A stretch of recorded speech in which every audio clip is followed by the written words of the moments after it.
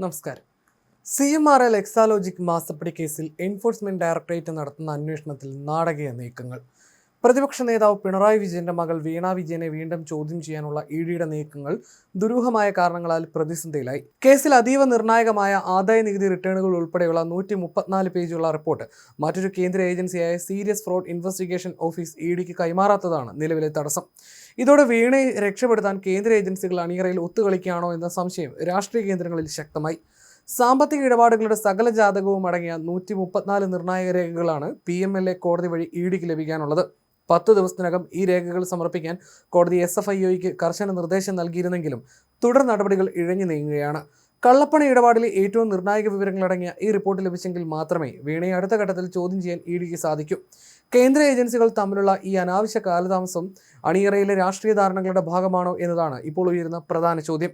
സാമ്പത്തിക ഇടപാടുകളെക്കുറിച്ചുള്ള നിർണായക വിവരങ്ങൾ ശേഖരിക്കുന്നതിനായി ഇഡി കഴിഞ്ഞ ദിവസം വീണയുടെ ബാങ്ക് ലോക്കർ പരിശോധിച്ചെങ്കിലും നിരാശയായിരുന്നു ഫലം. ലോക്കറിൽ നിന്ന് ഒന്നും കണ്ടെത്താനായില്ലെന്നാണ് ഇഡി വൃത്തങ്ങൾ നൽകുന്ന സൂചന. മുൻകൂട്ടി വിവരം ലഭിച്ചതുപോലെ ലോക്കർ നേരത്തെ തന്നെ ശൂന്യമാക്കപ്പെട്ടതാണോ എന്നതിലും ദുരൂഹതയേറുകയാണ്.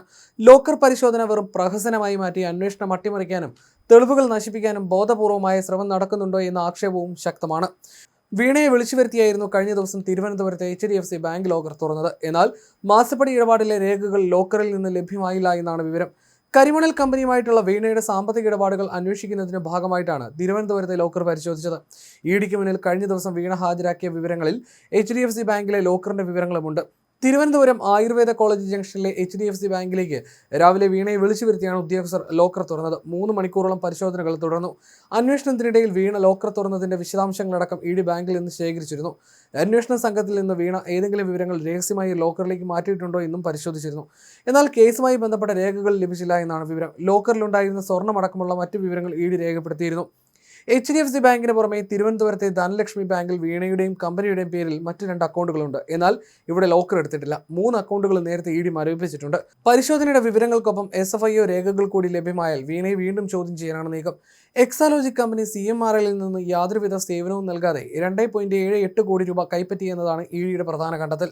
സേവനം നൽകാതെ കോടികൾ അക്കൗണ്ടിലെത്തിയത് കള്ളപ്പണ വെളുപ്പിക്കലിന്റെ പരിധിയിൽ വരുമെന്ന് വ്യക്തമായിട്ടും തുടർ നടപടികൾ മന്ദഗതിയിലാകുന്നത് അന്വേഷണത്തിന്റെ വിശ്വാസ്യതയെ തന്നെ ചോദ്യം ചെയ്യുകയാണ്. ആദ്യഘട്ടത്തിൽ അതിവേഗം നീങ്ങിയ അന്വേഷണം ഇപ്പോൾ എങ്ങും എത്താതെ നിൽക്കുന്നത് അണിയറയിലെ വലിയ കളികളുടെ തെളിവാണ്. ഭരണമാറ്റവും പുതിയ രാഷ്ട്രീയ പശ്ചാത്തലങ്ങളും കഴിഞ്ഞ സാഹചര്യത്തിൽ കേന്ദ്രത്തിലെ ഭരണകക്ഷിയും ഇപ്പോഴത്തെ പ്രതിപക്ഷവും തമ്മിലുള്ള അവിശുദ്ധ കൂട്ടുകെട്ടാണ് അന്വേഷണം മന്ദഗതിയിലാകാൻ കാരണമെന്ന രാഷ്ട്രീയ കേന്ദ്രങ്ങളിൽ ആരോപണമുണ്ട്. വീണയെ അറസ്റ്റ് ചെയ്യുന്നതിലേക്ക് നീങ്ങേണ്ട കേസ് രേഖകളുടെ കൈമാറ്റം വൈകിപ്പിച്ച് മനഃപൂർവ്വം നീട്ടിക്കൊണ്ടു പോവുകയാണെന്നാണ് ഉയരുന്ന ആക്ഷേപം. കേസ് ഒതുക്കി തീർക്കാൻ അണിയറയിൽ രാഷ്ട്രീയ ചർച്ചകൾ നടന്നു എന്ന സംശയം ശക്തമാണ്. കോടതി കർശന നിലപാട് സ്വീകരിച്ചിട്ടും കേന്ദ്ര ഏജൻസികൾ തമ്മിലുള്ള ഈ ഒളിച്ചുകളി എക്സാലോജിക് കേസിന്റെ ഭാവി തന്നെ ഇല്ലാതാക്കുമോ എന്ന ആശങ്കയിലാണ് നിയമവിദഗ്ധരും പൊതുസമൂഹവും. വരും ദിവസങ്ങളിൽ കോടതി ഈ വിഷയത്തിൽ എന്ത് നിലപാട് സ്വീകരിക്കും എന്നതിനെ ആശ്രയിച്ചിരിക്കും മാസപ്പടി കേസിന്റെ ഭാവി. കേന്ദ്ര ഏജൻസികളുടെ ഈ മൗനവും ഒളിച്ചുകളിയും വരും ദിവസങ്ങളിൽ വലിയ രാഷ്ട്രീയ കൊടുങ്കാറ്റിന് വഴിവെക്കുമെന്ന കാര്യം ഉറപ്പാണ്.